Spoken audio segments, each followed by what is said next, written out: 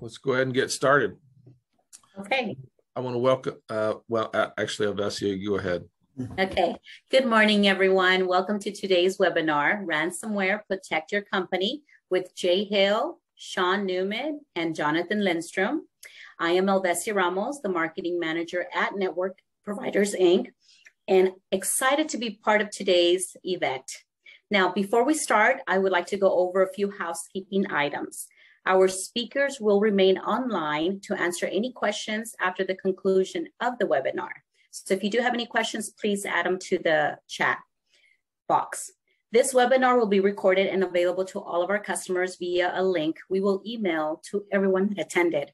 There will be a survey at the end of the webinar, and we would appreciate if you can fill it out and give us your honest opinion and any comments that will help us improve our webinars. We would really appreciate it.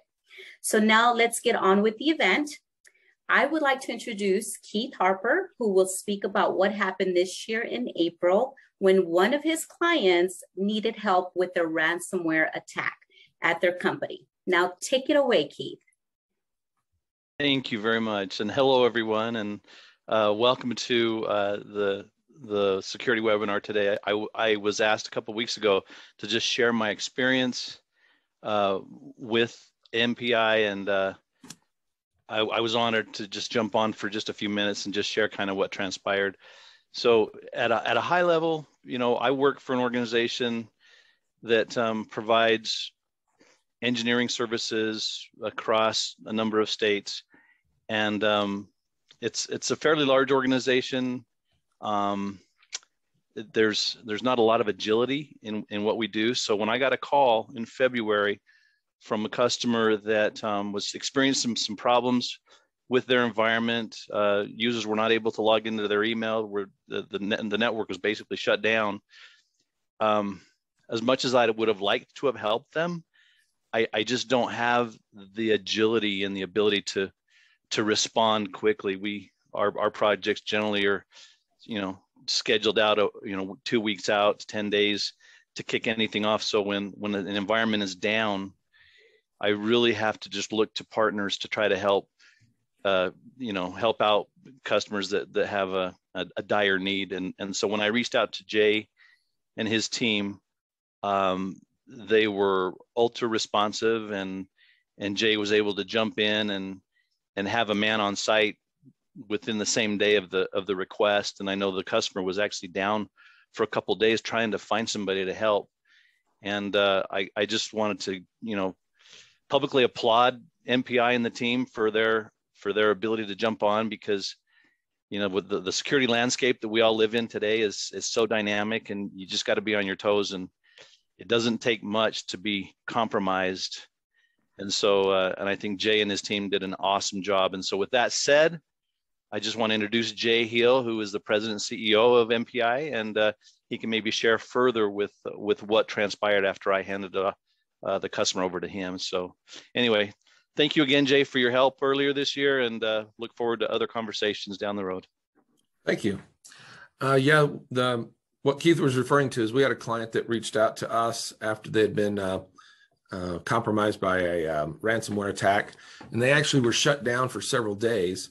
And when we went over and assessed the problem, we noticed that they weren't a small company; they were quite large. So what we ended up doing is we ended up throwing 5 of our guys onto it, and we were able to get them back up and operating within a couple of days. But it was quite a task to take care of. One thing that was commented to me was that everybody that they had called didn't really want to help them until they had signed contracts, or they had talked to their salespeople, things like that. One of the things that we've always tried to do as a company is, we want to keep our clients up and running and take care of them the best we can. So anyway, I wanted to get into a presentation, and what I wanted to do, a couple of things today. I wanted to educate everyone a little bit about cybersecurity and the threats out there, as well as hopefully make you laugh a little bit. I may not make you laugh very much, but hopefully Newman can fill in the blanks for me. Anyway, one of the things that we all face and are struggling with today is ransomware attacks. So today we're going to cover a couple of different things.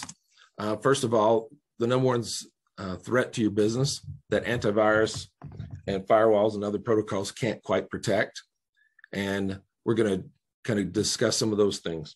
The second thing is I want to talk a little bit about bank fraud a little bit, and then why firewalls and antivirus are useless against the new threats happening today. But yet NPI is working on protecting you. A lot of the, excuse me, a lot of the stuff that we're seeing today is, a lot of the firewalls are insufficient to take care of it.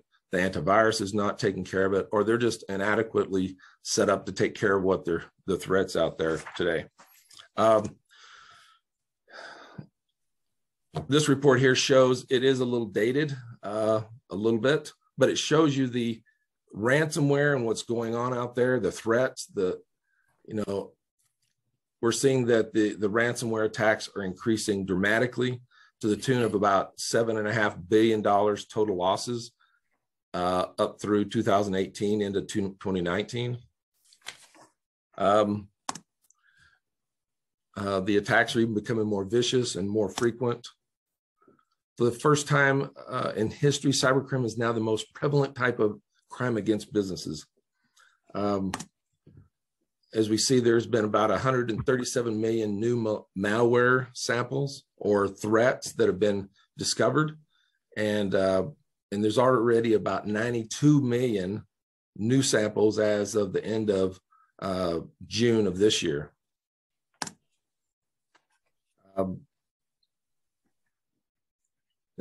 This last point here is, 93 million or 93% of the malware was polymorphic, meaning has the ability to change code as it's evolving, which is very difficult to catch because it's changing dynamically. A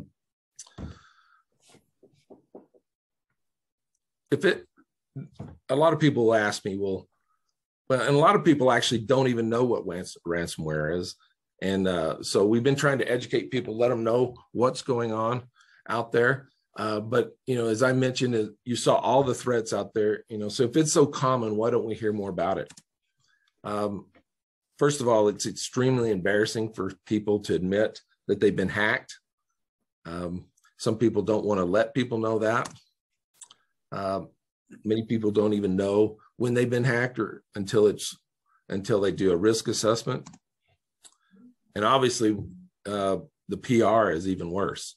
Do you really want your clients or your patients to know that the information was accessed? There's also many legal ramifications. Fines, lawsuits, legal fees can be significant. Now, all these threats are out there, and the tools have changed, but the underlying motives are the same. They're theft, fraud, blackmail. The criminals are still trying to do the same thing. It's just we have a whole new bunch of tools that they're using to attack us. And as you can see, on the left there, or on the right, I'm sorry, there's you got Facebook has been compromised, Target, Marriott. I mean, there's just an enormous amount of clients have been compromised. You may have heard of this one. 533 million Facebook users' accounts information was leaked to the internet.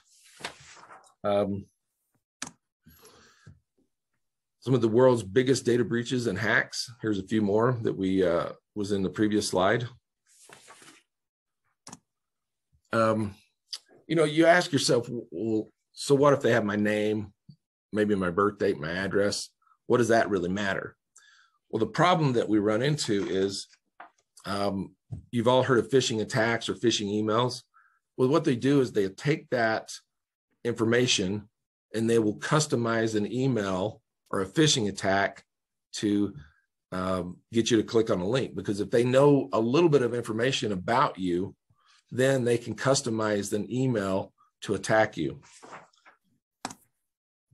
I'm going to go over a couple of common phishing attacks. And like I say, this webinar is meant to be more of a high level overview. You know, as we go through this, if you have questions, if you want to write them down, we'll have a question and answer at the end. Also, you can personally give me a call or anybody on my team, and we can kind of delve into it and talk about it a little more. You know, we as a team at Network Providers is constantly, you know, and that's what Newman's going to go over here a little bit later, is the things that we're doing to protect you.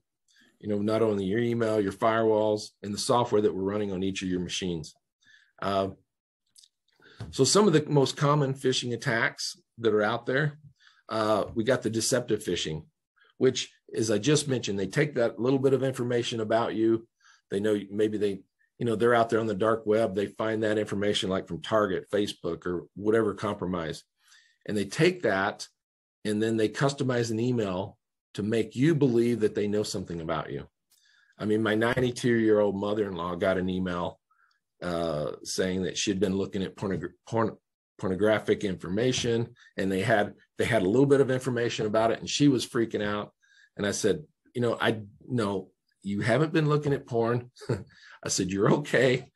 You know, this was just, but they knew a little bit of information about her. They knew one of her old passwords. They knew her address, things like that. And so it's just, they're trying to deceive you enough to make you think that they do know something about you when they don't know nothing. It's like, for example, I was talking to a realtor one time. He had called like 200 or 300 people in this neighborhood. And then he finally got a couple people, because he would call them and say, I heard you're selling your house and we'd like to help you out. Well, 2 or 3 people said, wow, how did you know that? He didn't. He just, the fact that he just blanketed it out there and threw it out there for everybody to see. The next type of phishing attack is called a spear phishing.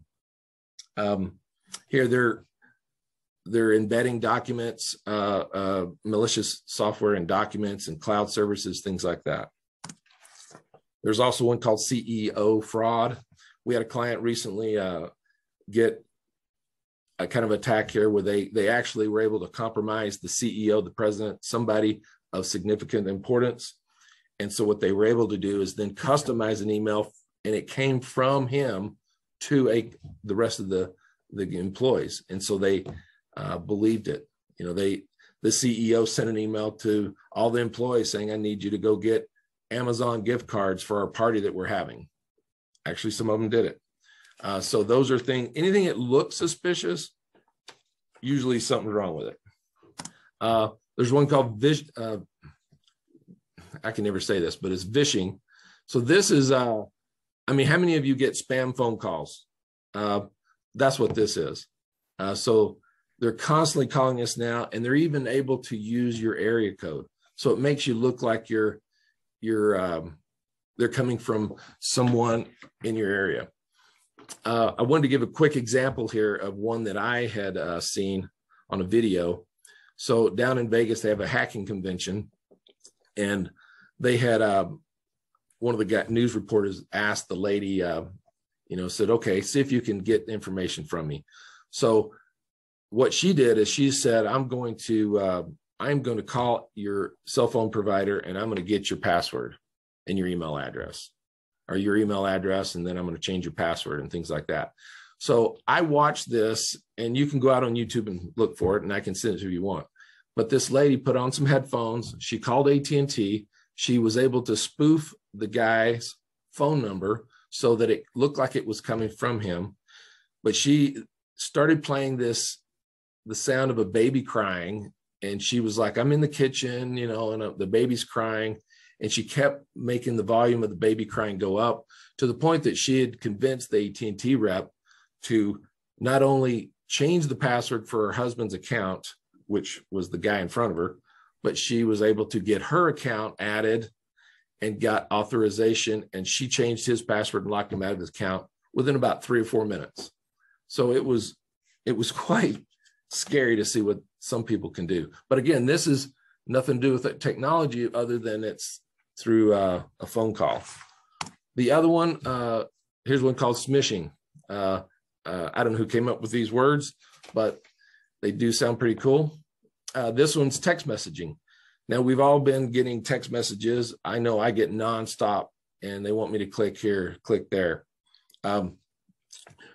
There's a recent compromise that Apple made us aware of. I don't know how many of you have heard this, but what happened was they discovered the ability through iMessage to send you a text. Usually I tell everybody, just don't click on the text, but they discovered a vulnerability in my Apple that even if you get that, they're able to track you.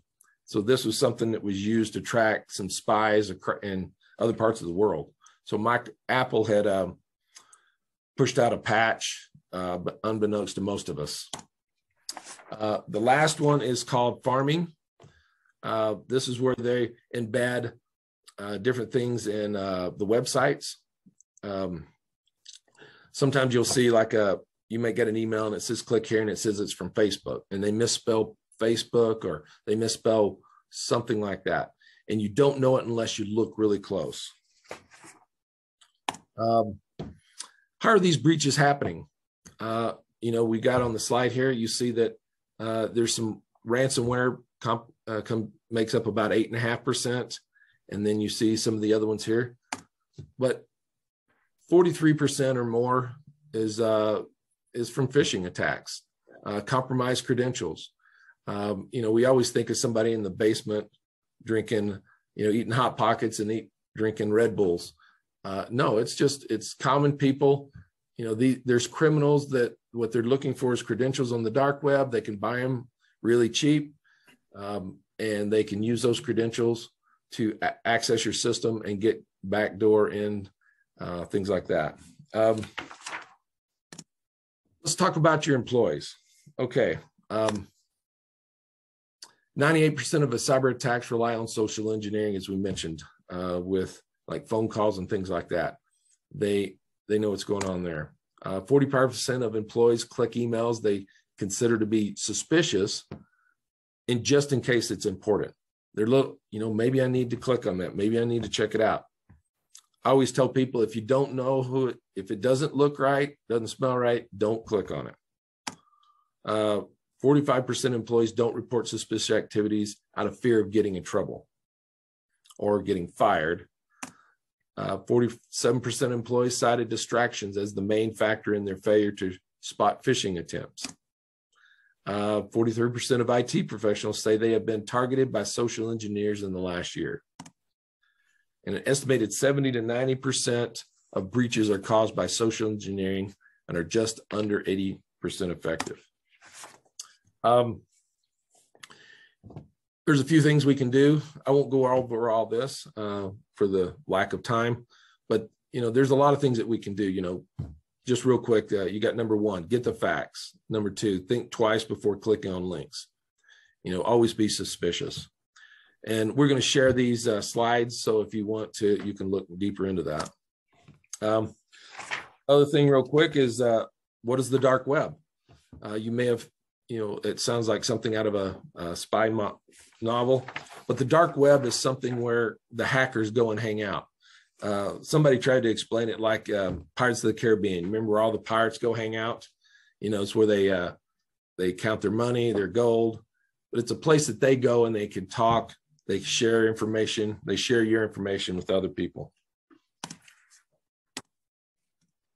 I hear this argument a lot, but we're small. Nobody would bother us or hack us, right? Wrong. 1 in 5 small businesses fall victim to cyber crimes each year, and that number is only growing.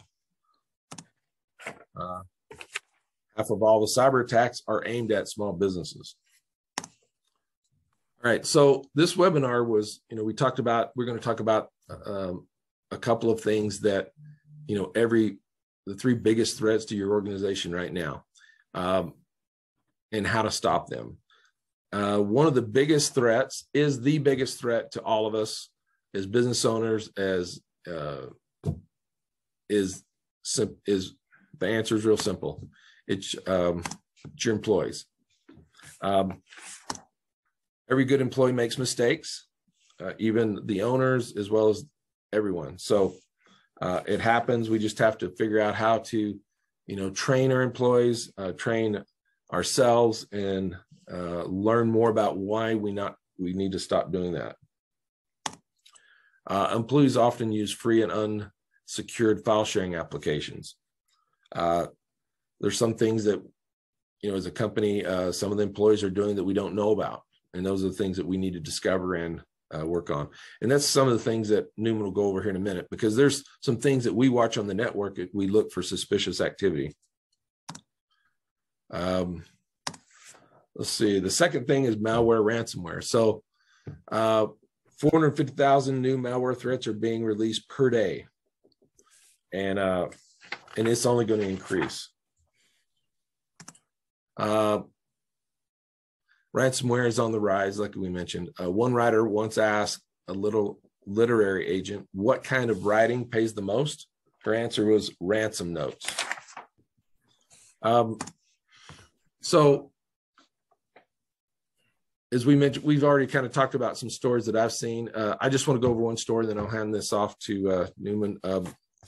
One of the things that I see a lot happening right now with some phishing attacks, email attacks, and I've shared this with a lot of people, but I've had several clients that have got what I call man-in-the-middle attacks, where their email has been compromised, their password.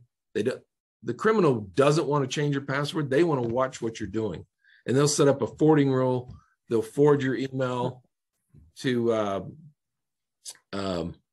them, and what they do is they look for activity. So, for instance, if you may request from your accountant, and this has happened with a lot of people. They would send an email to the accountant, please transfer X number of dollars to this account, which is something they would normally be doing. This email was forwarded to a hacker, and the hacker then followed up with an email, and it was coming from your account. So there wasn't anything compromised other than they were in it. And then they said, hey, my account's being audited, or I don't have sufficient funds in this one, use this other account. And then at that point, they transfer their money right out and it's gone. And a lot of time, the banks, there's nothing they can do. Sometimes they can catch it if they catch it instantly, but most of the time it's gone and it's untraceable. They can't catch it. So with that said, I'm going to stop what I'm doing there, and I'm going to hand it over to Newman at this point and let him give you his presentation. All right. So one thing on that last comment about the employees being one of the sources that we found is when we walk into somewhere and they're using Chrome and they haven't set up business accounts for Chrome to be using for the shortcuts and program information. So a lot of times the user will log in with their home user, and all of a sudden that information is synced back to the home as well as the business. And then if at any point employment is canceled, they still have all that information there. And it's up to the employer and the IT organization to lock it down and shut them out in a very quick time frame. So setting up simple Gmail accounts like Sally and then the company name at gmail.com is a very effective way to still allow them to synchronize the accounts, but then we control that account as well. So we're going to talk about what we're doing for everyone and how we're helping to secure the future and kind of give people a little bit of ease and understanding, knowing that there's a lot we do in the background that isn't seen. So with this, let's see if we're able to come. There we go. We're going to talk about the four main aspects: securing the network, mainly the office, the company, securing the endpoint with antivirus, securing the endpoint with next-gen antivirus that actually tracks and monitors and does behavioral searches, which is Sentinel-1. And then, of course, our management tool, because a lot of people ask what we can see and what we can do, and I'm going to show you some examples of that. So the advantages of the FORTGATE firewalls that we use in a lot of clients is that we can actually do geo-blocking of countries. Now, this actually cuts down almost 70 to 80% of the hacks that will come in. You're stopping right at the top level of your system. Helping the customers to adhere to regulations and please auditors is the other nice aspect to all of our tools, because we can run reports for them when they come in and instantly have that information. Unlimited VPN licensing is also a very high critical point of FORTGATE. It allows us to move very quickly without having to spend more money on a process or project that we're doing.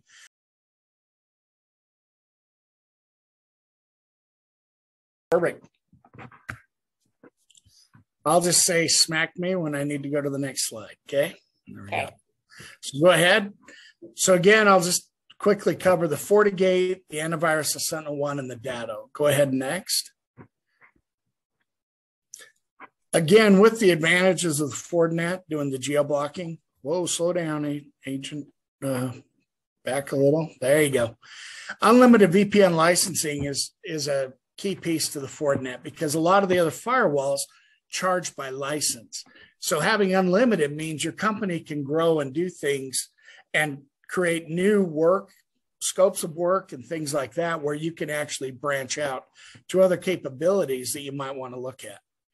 Firewall models can also scale to the business needs. Not one firewall meets everybody's need. That's why they have larger and smaller firewalls. They also monitor for malware and web monitoring and protection at the highest level within there based on subscriptions. Go ahead next. So the endpoint, and this is where I'm going to have Jonathan kind of fill in with some analogies, but the endpoint and remote user protection, we have a problem once they turn off the VPN. How is your company's data secure at the endpoint of that, where the users are running the VPN? Because if they're using a personal machine at home with the VPN, you're still liable for some information that might still be out there. That's why it's critical for users to use business machines, not home-based machines, unless we place our antivirus and Sentinel-1 on those workstations, but then the company's paying for that personal endpoint.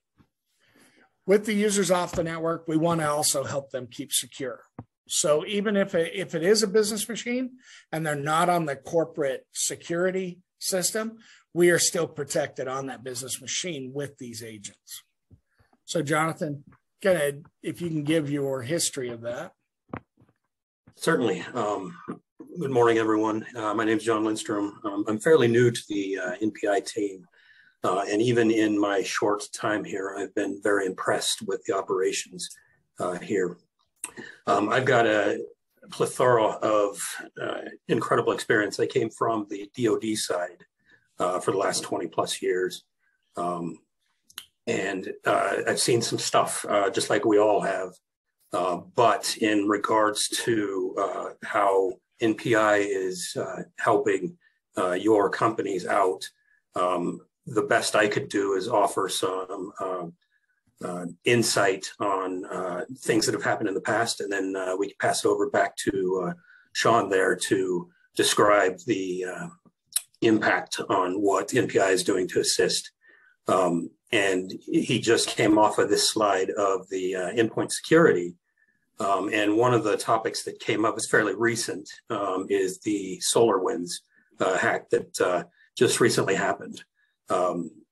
The timeline of that, if those that don't know, SolarWinds provides a software suite that allows people like us to monitor networks and inventory, and everybody was using it. It was pretty much the Google of network monitoring tools. If you were in the federal agency or DoD, you were using SolarWinds.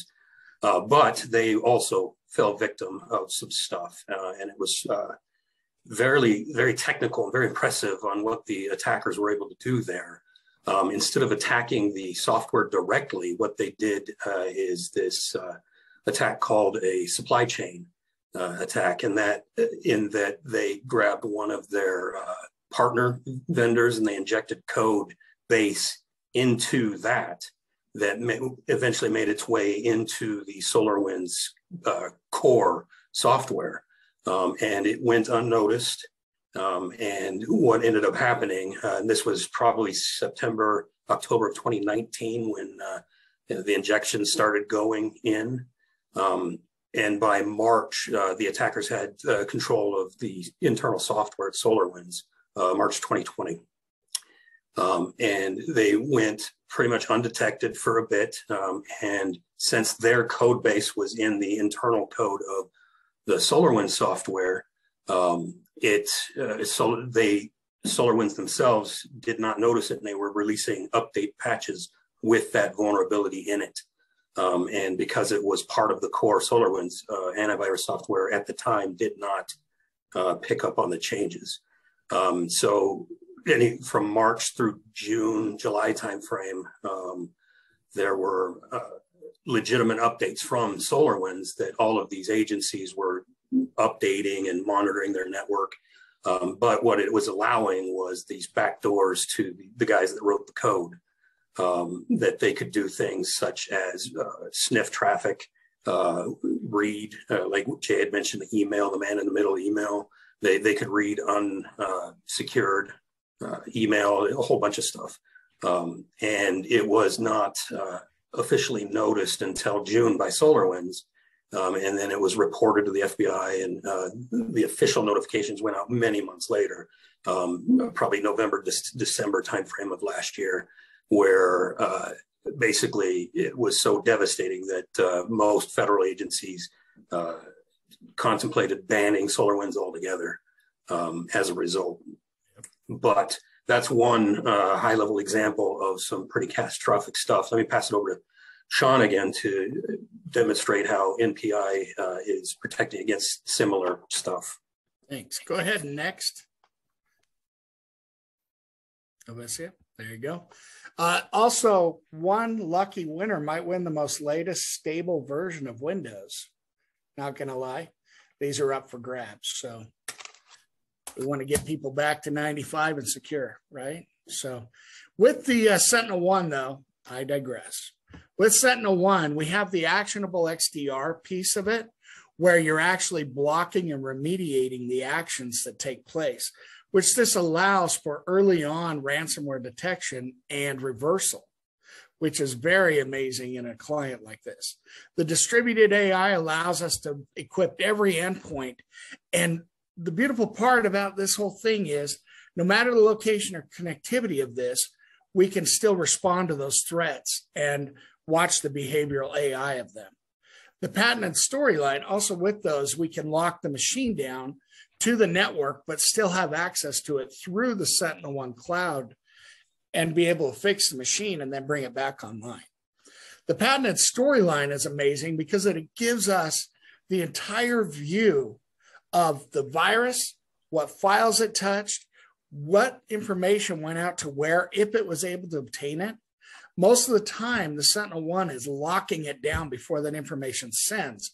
But the agent or the bad actor will still try to send out, and we will get those links and know which country they went to, things like that. So next. I said next. Thank you, Alicia. There we go. Sure, had to slow down in the action. So WebRoot, we want to talk about this because WebRoot is very critical for the environment. Just as Sentinel-1 is placed on, we use WebRoot to scan the environment the very first time and to fix things before the Sentinel-1 is on. So being that, we also have the phishing capabilities within the WebRoot that we're utilizing for companies. It's part of also the predictive antivirus, which is actually being proactive as well. And they work in combination together, which is amazing for two products to be able to do that and not degrade on a lot of the traffic. Identity protection is another piece. It actually integrates into the browser as well to help stop those. So next. I love saying next. So what our DATTO MSP console gives you is it gives us an advantage and tools that we need to support your environment. These range from anywhere from hardware to compromises to security cloud-based backups, which we can secure down, and ransomware can't affect those. We have a little DATTO backup box that some companies are a big DATTO box that's located there, and it will back up locally and then also send to the cloud during the evening when people are not on, utilizing the network in its most efficient ways. We also have real-time ticketing to notify our help desk. And that way we can also be proactive and letting customers know, hey, your hard drive is about to fail. Let's get it replaced before you lose your data. DATTO also allows us to integrate all the different devices and companies out there that we use, like Webroot, Ubiquiti, Microsoft, Linux, Unix, and Macs, as well as tying in across the board all of those in order to basically monitor and keep them secure. And we also have the ability through some of the other tools we have to actually monitor your web domains from being overtaken by hackers and certificates in case they're about ready to expire, as well as our patch management, which is keeping you up to date and secure. We also monitor for patches that might have issues and will affect the majority of our customers. We can actually stop those patches from coming in until they're fixed. So it's been a very beneficial concept. Constant reminder for us of why we switched to DATTO. Next. And here we go. There it is. So this is just a simple view of the console showing that the workstation, we can tell whether they're on or off, how much patching's been done, what the Windows level is, all of that. The information just keeps scrolling. And we have the ability to move these to different containers. We have the ability to delete them and remove them off once the machines are gone, which is a key indicator of doing other tasks within the environment to clean up the system as well. Let's click next. So this is actually a screenshot of the DATTO-based backups. And the beautiful thing here is that we can tell which volumes are being backed up and the OSs themselves. What's really amazing about this product is that we can actually spin up a backup as a virtual machine so that if your server goes down for any reason, we could be within 30 minutes to 15 minutes of a backup before it happened, that we could bring that up in a virtual session. You're running on that server while we're fixing the other one, then we can actually restore that backup back to the server at that current point in time. Very amazing technology, and this is why we're constantly looking out for next-gen products and that can help. Next. This is also another piece of the DATTO console where we have graphs that we can go in and look. Now, we can also run reports for your company out of DATTO to give you machine specs, patch levels, auditing information if that's what you need. We can run those, and your techs are very trained on this to be able to do that. This is just showing in the patch management status that a lot of our friends and family area, there's some people that need to reboot. There's no data because either the machine's gone or there's approval pending, where we want to go and look at that and not upgrade you to Windows 11 yet because they're having all sorts of issues. So that's another key where we block those patches so that they're not affecting your business. So next. 3, 2, there we go. So this is another product that we've actually employed or deployed out to companies lately, is the DATTO access points. Now, these access points seem to have a stronger signal. We've been testing them in that, and they're working great. We can also track what applications are going across. Like, for instance, the iTunes streaming. When people are streaming, they actually end up having issues where it'll take 80% of their bandwidth for these streaming sessions. We had one company, it was an accounting company, and every day at noon, their internet would just die off. And we ended up finding out through the DATTO system that it was one user that started watching videos over their phone while they were at lunch. And it brought the network down until about 2 o'clock. And then all of a sudden the network was back up. So a good time for a movie, 2 hours. Go ahead, next. The access points, even with Ubiquiti, is we actually have the ability to watch all the clients and literally knock clients off if they're taking too much bandwidth, or if we see a problem where, hey, this is a kid out in the parking lot doing roaring, where you drive by and you try to get on access points. That's where we can come in and look very effectively. We also get alerts when it's over high utilization. Next. So this is kind of a warning. But if you don't follow what I say, you can end up in a camper down by the river. Okay. This is actually my camper. So please don't be harsh on it in the comments. Just say it's amazing. All right. Let's go ahead to the next one. I do many other voices too, not just this, but obviously Elvesia likes it. So what I wanted to do is show an Interpol result that I found that talked about the online scamming and phishing. And what it does is it kind of goes through and says the different types, like online scams and phishing, like Jay talked about, disruptive malware, ransomware, and guess what? DDoS is back in popularity among hackers. They're literally trying to bring down the firewalls and routers. Well, our FORTGATE actually blocks against this. The problem is that we can't get to our vendors and have them use the FORTGATEs. They're using other stuff. So a lot of times, like credit card authorizations and that will get attacked, and then they don't find out till the next day. That's where you need to evaluate and look at these other vendors and see if, maybe you need to find somebody that's actually got that protection in place. Data harvesting malware is very essential. This is why WebRoot is so important of getting into the browser. Have you ever gone to a website and you misspelled it like Google with 3 O's or 4 O's.com, and it's a website that kind of looks similar, and you start to search? Well, they're actually using Trojans in the header of the websites to gather your information. So it's very critical that we have all these points on the endpoint locked down and secured. Next.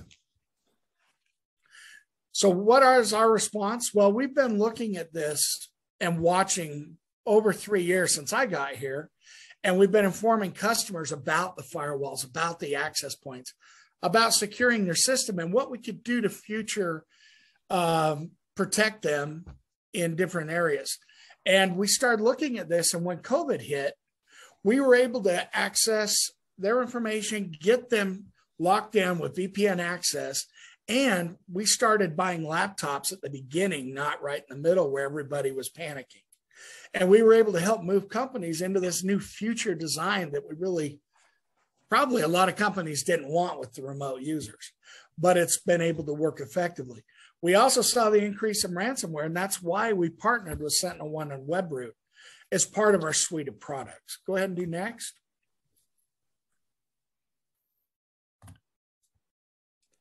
So how are we helping you? Well, we've talked about a little bit of this, about geo-blocking, keeping the bad actors off the stage.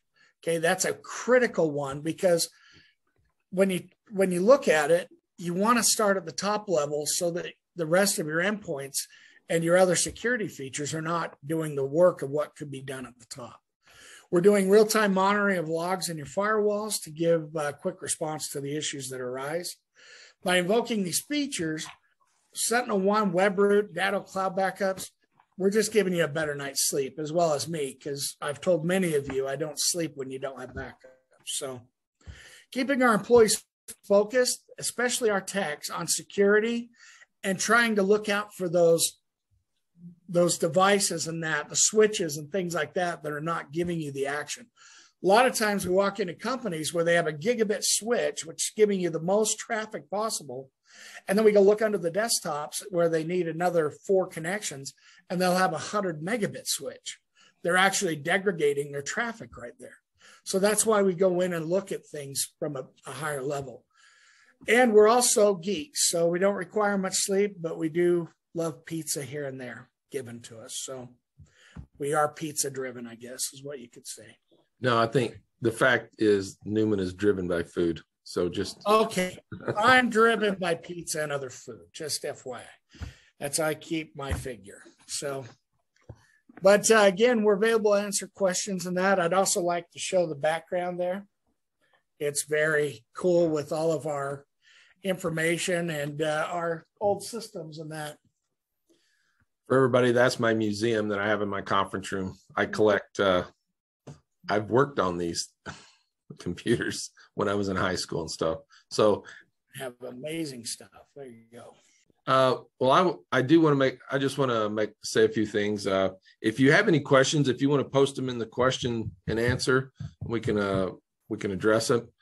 One thing I just want to say, as a company, network providers, as a company, one thing my promise is to everybody is, we may make mistakes. We may, do things that we learn from, but my commitment always is to my clients is that we will do everything we can, to keep you operational, to do the best job we can for you.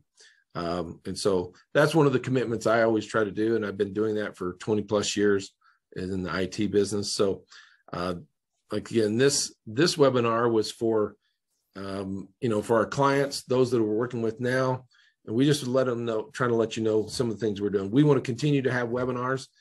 So if you've got some topics that you would like us to address, we would like to entertain those and address those with different members of our team. So I noticed that we have some comments in the chat. Do you see those, Alvesia? Gary said, I was told lunch would be provided. Sure. It's in my camper, ready to go. Would love to take you to lunch sometime, Gary. Okay, I don't see any questions. A few comments, appreciate those. There will be a survey at the end of the webinar. If you could just fill it out, that would be great. We would really appreciate it. I would also like my votes as sexiest IT guy here, so just make sure to put that there. I'll make you a plaque, Newman. All right, sounds great. I guess then we can end the